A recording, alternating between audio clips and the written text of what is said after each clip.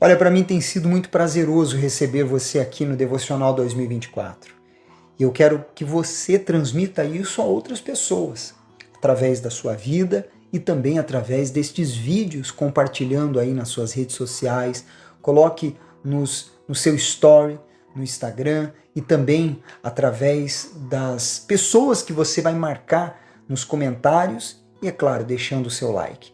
Assim, nós vamos engajar este vídeo para alcançar mais pessoas e, com certeza, trazendo benefícios para ela, tanto no âmbito físico como no emocional e, sobretudo, no espiritual.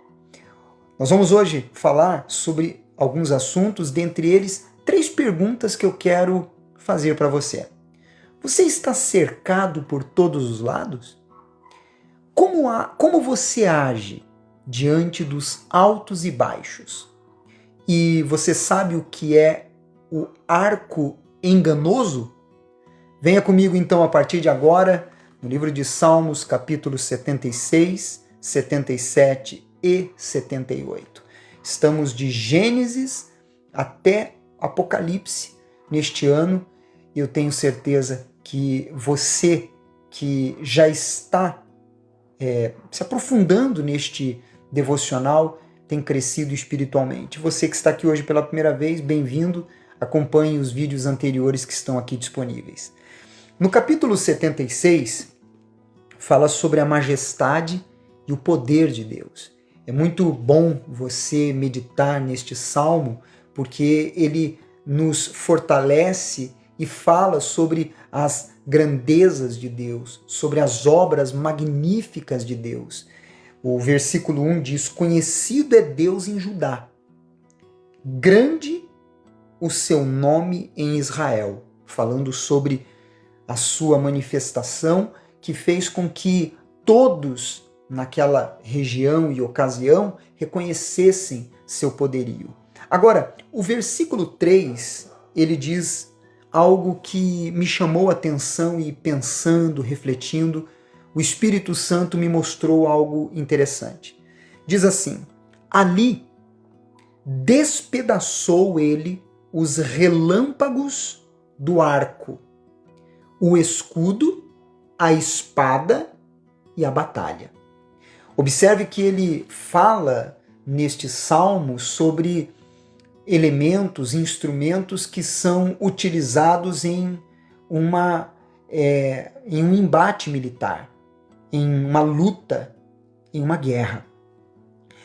E Deus, ele é e quer ser glorificado nas vitórias que temos nos ataques contra a nossa vida em situações imprevisíveis, como o arco.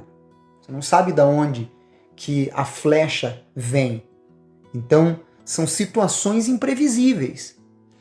Ele quer ser glorificado também nos contra-ataques que enfrentamos, se referindo a escudo e a espada. E ele quer ser glorificado no dia a dia que vivenciamos as nossas lutas, as nossas batalhas. Porque a vida é uma guerra. E se você pensa que uma vida com Deus é um mar de rosas, então você deve estar pautando a sua vida em um livro da Disney, num livro de uma historinha de uma fada, de uma criança, para contar a uma criança, e não a palavra de Deus. Porque a palavra de Deus, ela nos ensina a lutar dia após dia. E quando você tem o entendimento da palavra de Deus, você compreende isso. No capítulo 77, fala sobre as grandes obras e a misericórdia de Deus. E esse salmo, ele é importante você ler, meditar, para você se revestir nos momentos de angústia, nos momentos de aflições, que são inevitáveis na vida. O versículo 1 e o versículo 2 dizem assim: elevo a Deus a minha voz e clamo. Elevo a Deus a minha voz para que me atenda. Óbvio que para Deus atender, você tem que falar com Ele, você tem que se comunicar com Ele. Você tem que orar, você tem que clamar, você tem que suplicar. No dia da minha angústia, procuro o Senhor. Erguem-se as minhas mãos durante a noite, não se cansam. A minha alma recusa consolar-se. A vida, ela é feita de altos e baixos. E com certeza algum tipo de aflição você está enfrentando ou você irá enfrentar. Isso é um fato. Quando nós meditamos neste salmo, então nós nos preparamos para estes momentos. E ao passarmos por esses momentos e vencermos, nós passarmos, não ficarmos neles, então nós saímos mais maduros e confiantes em Deus. A confiança em Deus, ela vai se estabelecendo, se solidificando. Por isso a importância de você, diante destas situações, prevalecer, permanecer, estar confiante.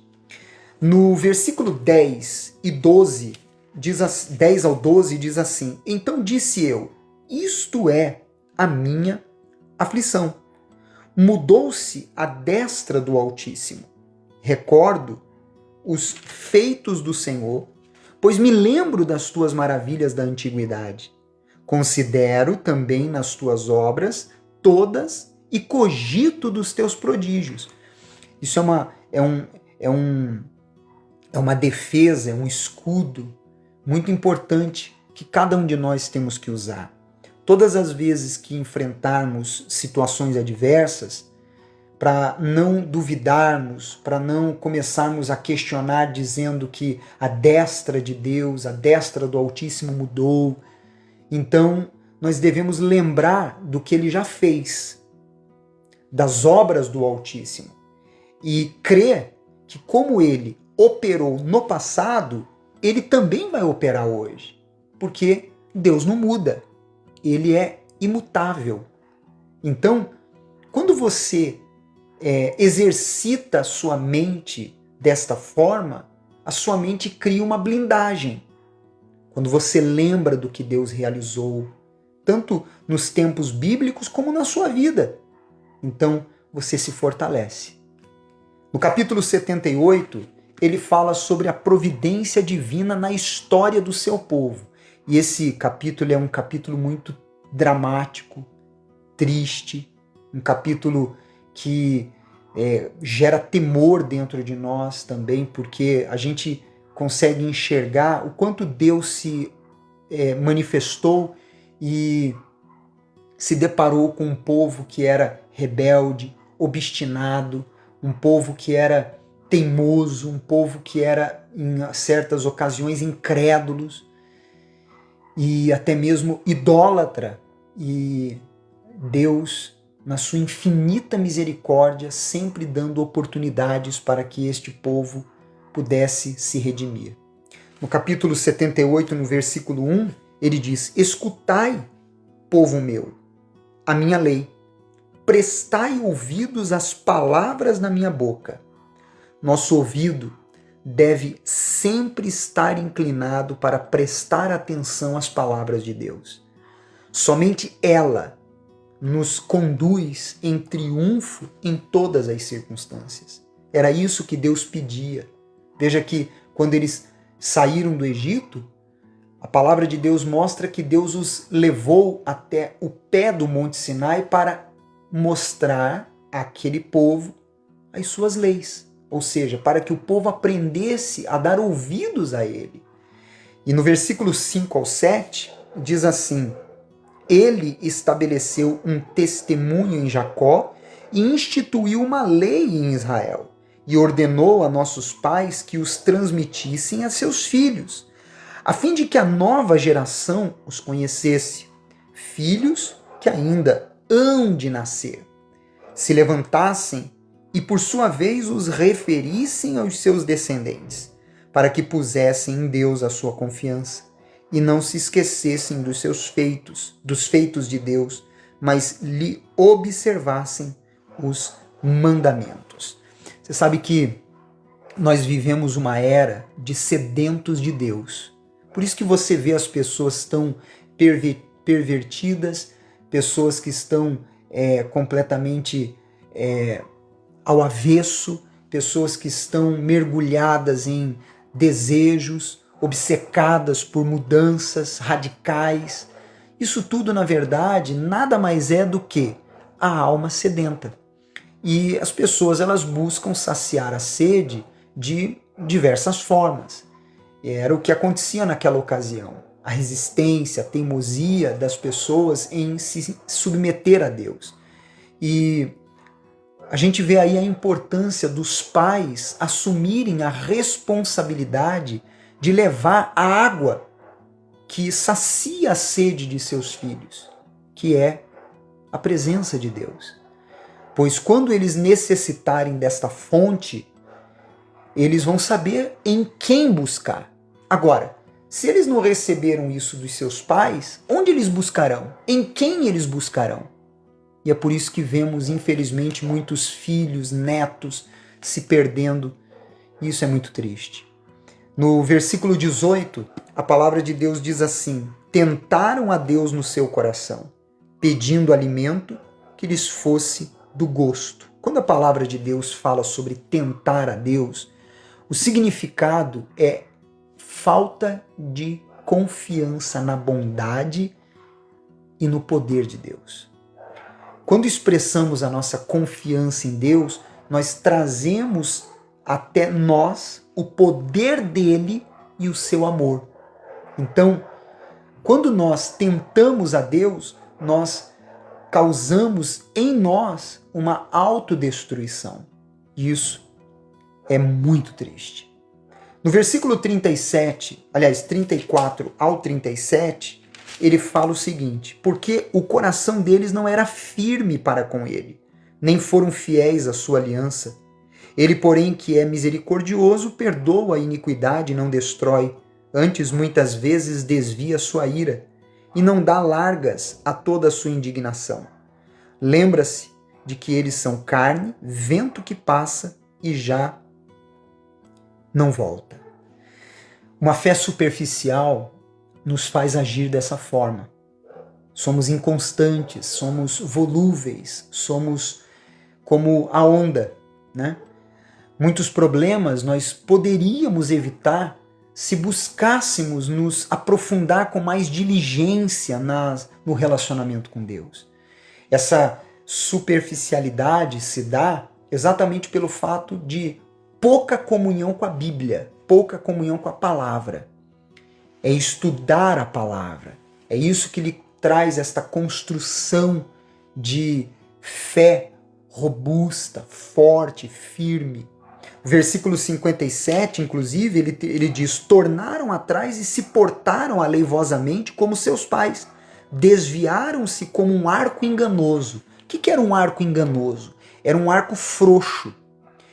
Ele tinha o mesmo formato, a mesma aparência que um arco de guerreiro, mas ele não tinha a mesma sustentação que um arco original.